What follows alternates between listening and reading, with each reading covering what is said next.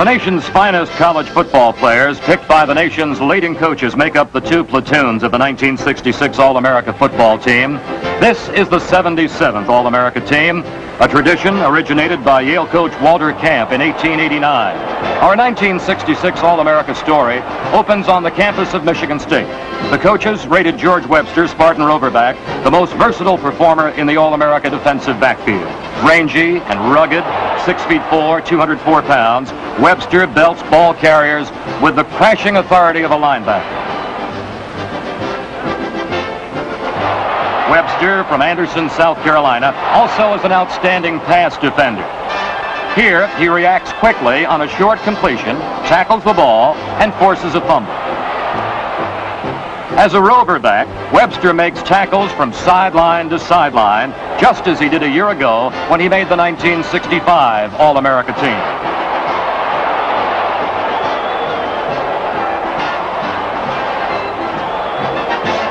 Tom Byer, number 27, captain of the Miami University Hurricanes, earned All-America honors with his tremendous tackling as a cornerback.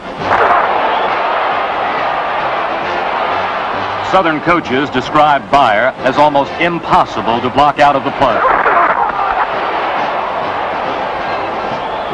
A durable 200-pounder from Fremont, Ohio, Byer was the bulwark of Miami's powerful defensive platoon, which triggered 3 major upsets scored by the Hurricanes over Georgia, Southern California, and Florida. Our camera goes where the action is, and here Byer supplies his own kind of action.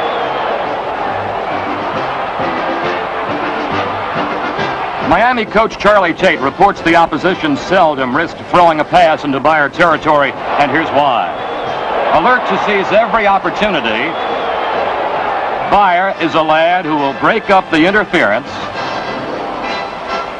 then recover to set up a touchdown for Miami.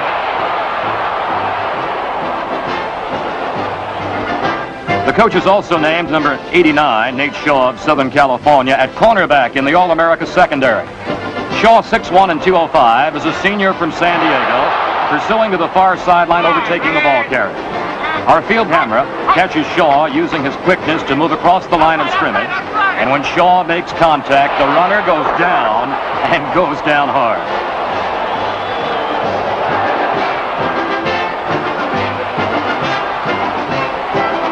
Martine Bircher, the coach's All-America defensive safety nominee, grew up in Fort Smith, only a few miles away from the Arkansas campus. But Bircher really began traveling as a punt return specialist for the Razorbacks. Here he takes off for 69 yards against Southern Methodist, sparkling Arkansas to a 22-0 victory over the Mustangs.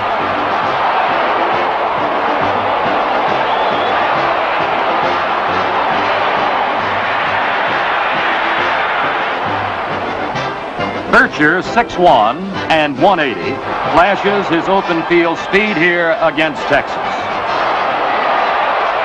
Returning this punt 49 yards and demonstrating again why he ranks among the nation's leading punt return specialists, averaging almost 20 yards per attempt.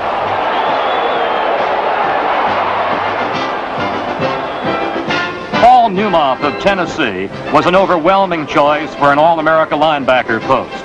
The coaches rate Newmoff, 6'1" and 209 pounds, the hardest tackler in the Southeastern Conference. Here in super slow motion, the camera gives a revealing insight into Newmoff's flair for locating the ball carrier.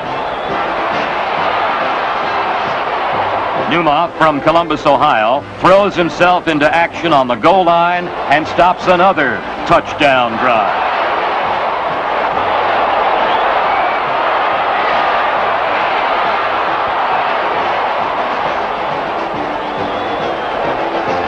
Captain Jim Lynch of Notre Dame occupies the other linebacker post in the coach's 1966 All-America defensive platoon.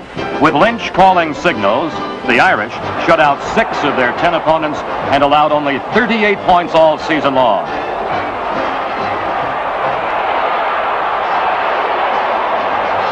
Lynch, here in the circle, is a rugged 6'1", 230 pounds, a crashing tackler who meets ball carriers head on.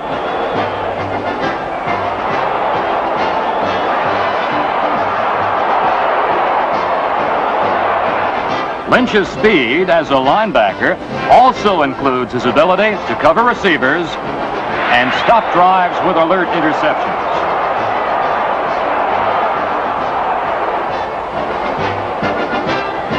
Bubba Smith, massive Michigan State defensive end, is the biggest man on the All-America squad at 6'7" and 283 pounds. Bubba's from Beaumont, Texas, and also earned All-America rating as a junior last year. Coach Duffy Daugherty often shifts Smith into the middle of the Spartan line with devastating results, devastating to the opposition, that is. Whether operating from end or middle guard, Smith's objective is to get to the ball in a hurry. Any questions? Tom Greenlee of Washington pulls down the other end of the All-America defensive line. Smaller than Bubba Smith at 5'11" and 205 pounds, Greenlee makes maximum use of his speed and agility, here tripping the runner and forcing a fumble.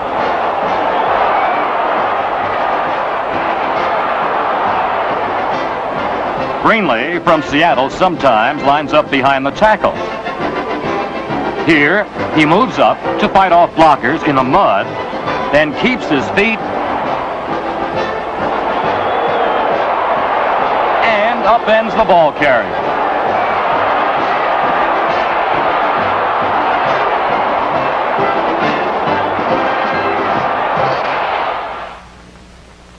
Now time out for a visit with Coach Frank Broyles of Arkansas, chairman of the All-America Selections Board.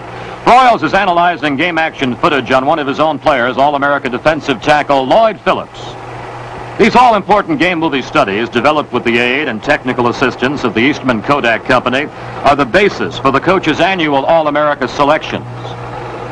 Like coaches everywhere, Broyles spends hundreds of hours every season studying game movies.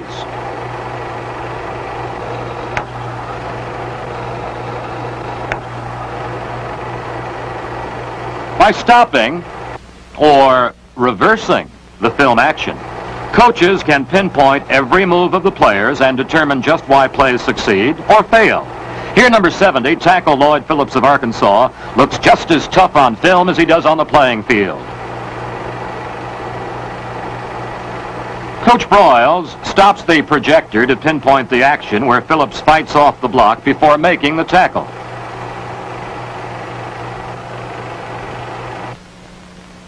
Only by comparing the game movie evidence on leading players from every section of the country can the coaches select the nation's greatest stars named on our 77th All-America team.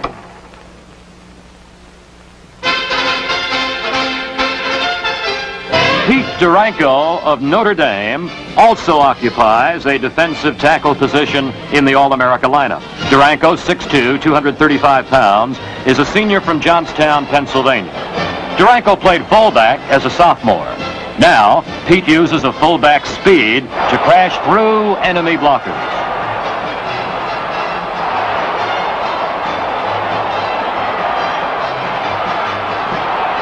In nominating Duranko for All-America recognition, Coach Ara Parsegian reports Durable Pete topped all Irish linemen in number of tackles over the last 2 seasons.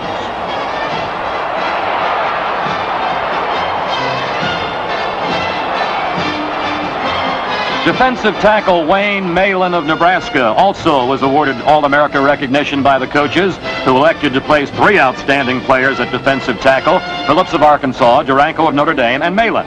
Malin, number 66, is one of the main reasons Nebraska led the Big 8 in defense. Here, Malin stops a Colorado thrust as Nebraska beats the Buffaloes 21-19.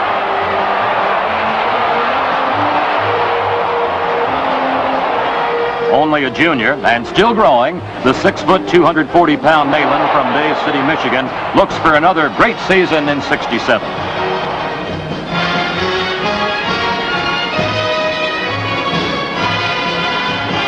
Middle guard John Legrone of Southern Methodist is the anchor man in the All-America defensive line.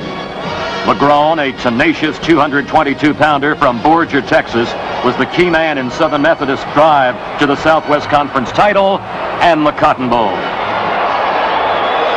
An explosive bundle of courage, Legrone seldom attacks from the exact same position, but he always knows where and how to stop the ball carrier.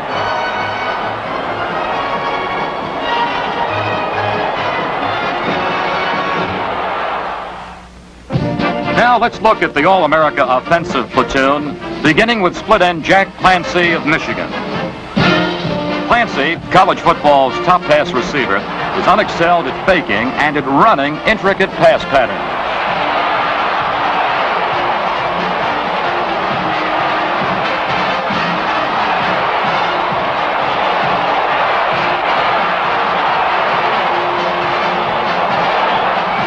Clancy from Detroit is 6'1" and 192 pounds. Amazingly, he returned to football after undergoing a back operation to make catches like that one.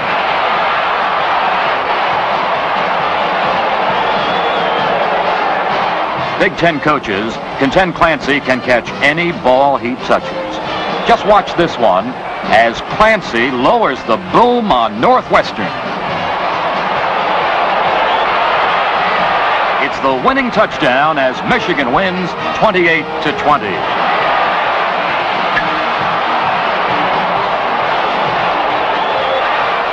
The high-flying tight end, Gene Washington of Michigan State, joins his Spartan teammates George Webster and Bubba Smith on the All-America squad.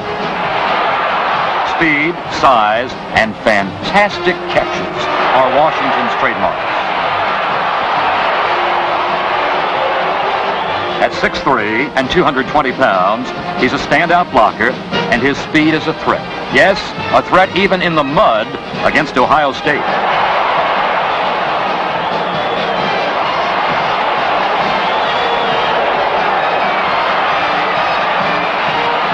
Washington's straightaway speed already has earned him a national track title in the 70-yard hurdles, and that same speed opens the way for a long gainer against Notre Dame as the Spartans and the Irish battle to their 10-10 tie.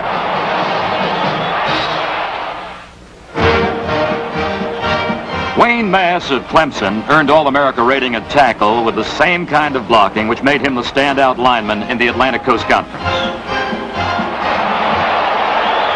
He's a junior from Sumter, South Carolina, and he flattens anything in his way.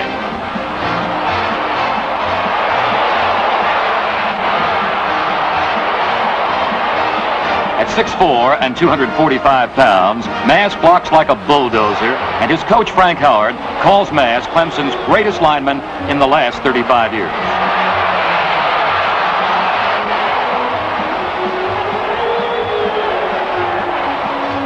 Ron Yary, another massive junior, fills the other All-America tackle position. Yary is 6'6", weighs 265, and Trojan coach John McKay expects him to hit at least 280 next season. Ron Yary, number 77, provides plenty of protection for Southern Cal passers. And because he's quick off the mark, Yary is a strong, straight-ahead blocker as well.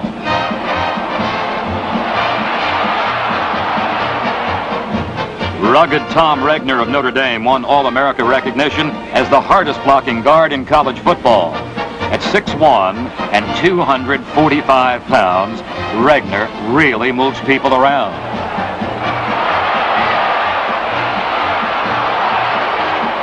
Against previously unbeaten Oklahoma, Tom Regner and company go to work on the Sooners' defensive line. And the Irish power to a 38-0 victory. Regner from Kenosha, Wisconsin, also delivered a smashing performance against the Navy. And the Irish won again, 38-7. Alabama's Cecil Dowdy makes our team as a guard. Cecil Dowdy is not large. He's certainly small as college tackles go. As a matter of fact, he weighs very little over 200 pounds. He's strong, however. His greatest asset, I would say, is his quickness. That was Alabama head coach Paul Bear Bryant describing his All-America lineman Cecil Dowdy. Bryant calls Dowdy one of the finest blockers he's ever coached, and Bear Bryant has coached some mighty fine linemen in his day.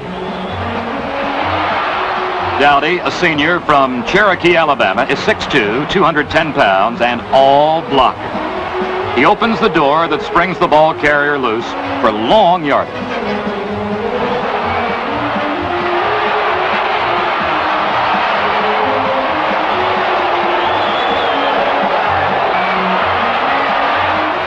Rounding out the offensive line is number 59, Jim Breland, the Georgia Tech center. Breland is the kind of center quarterbacks love to see playing in front of them. Coach Bobby Dodd, in his 22nd season as Tech head coach, and his 36th on the Tech coaching staff, believes Jim Breland is definitely the best blocker and the best offensive center to play for Georgia Tech in 36 years. The 6'1", 223-pound senior from Blacksburg, Virginia, is the coach's nominee for All-America Center.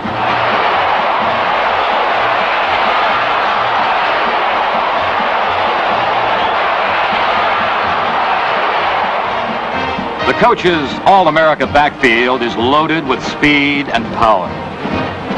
Fullback Nick Eddy ranks among Notre Dame's all-time greats. The 195-pound senior from Lafayette, California, came up with a big run in almost every game. Our super slow-motion camera shows Nick Eddy at the point where he breaks loose on a kickoff return against Pitt. Nick shakes loose from a tackler at the 30-yard line. Then he goes all the way for a sensational 85-yard touchdown run.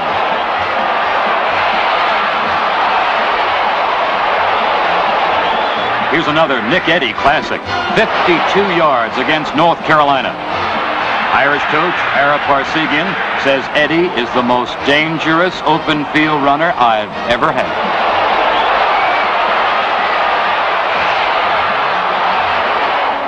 Eddy also is quite a pass receiver.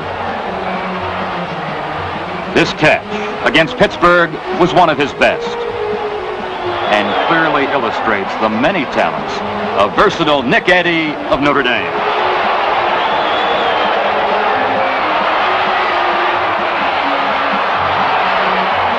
The coaches picked Mel Farr of UCLA to share the running halfback position with Syracuse's Floyd Little. The 6'2", 208-pound senior from Beaumont, Texas, is a lean sprinter who runs with real power.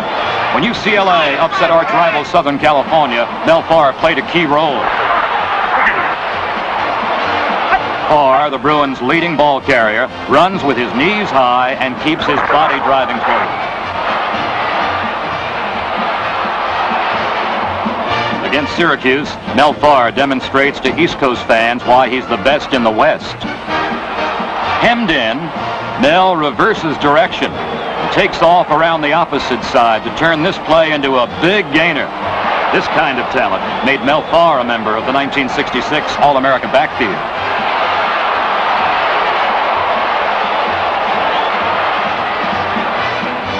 At Syracuse University, they're still asking who was greater, Jim Brown or the late Ernie Davis. Now, many believe it's Floyd Little who ranks as the greatest Syracuse back of all time.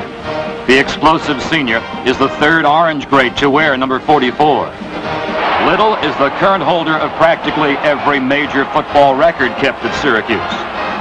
The smallest of the Syracuse number 44s at 5'11" and 195 pounds, Floyd's fans claim he's more exciting to watch than either Jim Brown or Ernie Davis.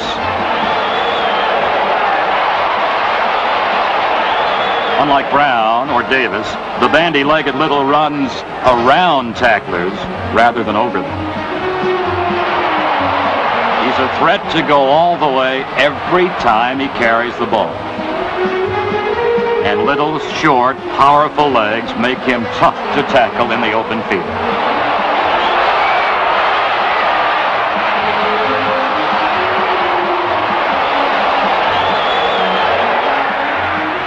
We asked Syracuse head coach Ben Schwartzwalder to compare Floyd Little with other outstanding stars. To be a great football player, you got to have the physical qualification. Now, Floyd has speed, strength, he has endurance, but in addition to this boy is probably the most dedicated football player we've ever had. And he's got great balance and drive. Probably the thing that really sets him aside more than anything else, along with his desire and ability, is this great feel. He has a great ability to change pace, and he does this instinctively.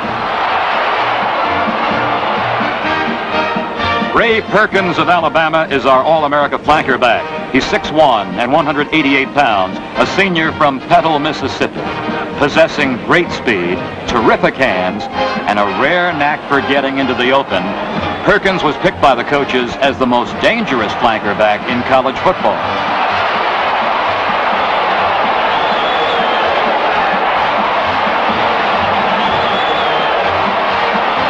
According to Coach Bryant, Perkins is the best football player in the Southeastern Conference. In clutch situations, Bryant even plays Perkins on defense to take advantage of his speed and sure tackling.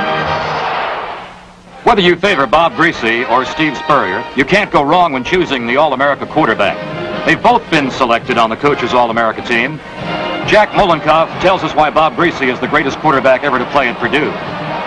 Bob Greasy has the quickest release that I have ever seen in collegiate football and possibly professional football. In addition to Bob's fast release of the football, he has very fast foot action, away from center and getting set to throw the pass. In fact, most of his passes are thrown in less than 2 3/10 seconds. Generalship, there isn't a finer signal caller any place in the country. Bob has gained over 5,000 yards while at Purdue University, over 4,300 yards by passing alone. Running, passing, and kicking are 3 good reasons why Bob Greasy has been one of the outstanding quarterbacks for the past 3 years and a 2-time All-American.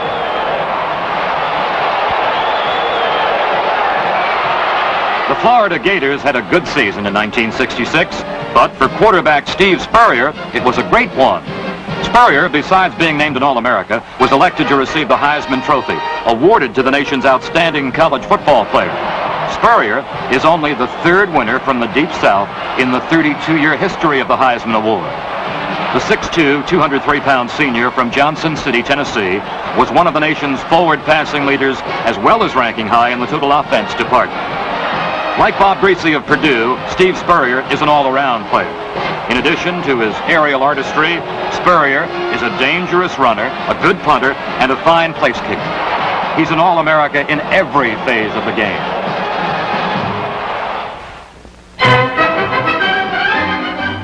Now let's take a final look at the 1966 All-America team. The defensive back, George Webster of Michigan State. Tom Byer, Miami. Nate Shaw from Southern California. Martine Bircher from Arkansas. The defensive ends, Bubba Smith of Michigan State. Tom Greenlee, Washington. The defensive tackles, Lloyd Phillips, Arkansas. Wayne Malin from Nebraska. Notre Dame's Pete Duranko. The middle guard, John LeGrone from SMU. And the linebackers, Jim Lynch of Notre Dame. And Tennessee's Paul Newmont. Now turning to the offensive platoon. Ends Jack Clancy, Michigan. Gene Washington of Michigan State. Tackles, Ron Yary, Southern California. Wayne Mass of Clemson. Guards, Tom Regner of Notre Dame. Cecil Dowdy, Alabama. Center, Jim Breland, Georgia Tech. Quarterbacks, Steve Spurrier, Florida. Bob Greasy, Purdue. Halfbacks, Mel Farr, UCLA. Floyd Little of Syracuse. Flanker, Ray Perkins of Alabama. And fullback, Notre Dame's Nick Eddy.